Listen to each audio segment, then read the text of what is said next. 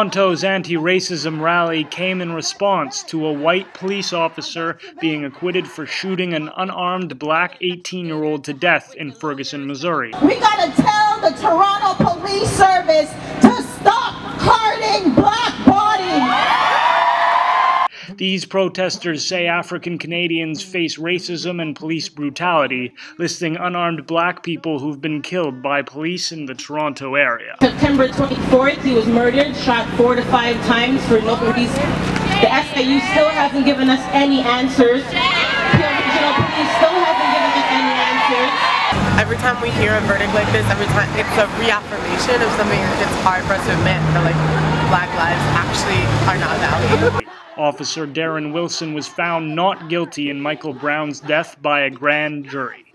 The details of what happened in that St. Louis area incident are disputed by citizens, and the U.S. National Bar Association was critical of the trial.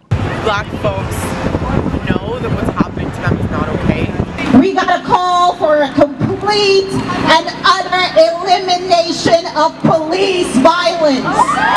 The Black Lives Matter event was aimed at highlighting Canadian racism issues, which often take a back seat to more talked about bigotry in the U.S. As much as we're here for the Ferguson situation, let's try to support my campaign for Jermaine Carby to try to at least get justice here in Toronto. Justice for Jermaine! Justice for Jermaine! Justice for Jermaine! Thank you. Justice for Jermaine! In Canada, it's a land of passive racism, so we don't talk candidly about it. Enough is enough! Enough is enough! Because all of this passive racism and all of this systemic oppression, as polite as it is in Canada, can get to your head. If you could tell law enforcement one thing, what would it be? Fuck you. Media organizations were heavily criticized for what activists see as preferential treatment to whites and police in the news. Police can no longer just shoot people in the streets and just because they have a badge be justified by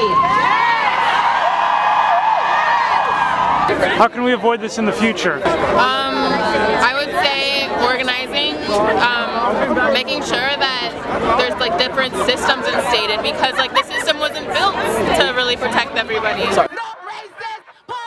The protest held across the street from the American consulate was entirely peaceful, and police were few in numbers, keeping their distance. No justice, no peace! No justice, no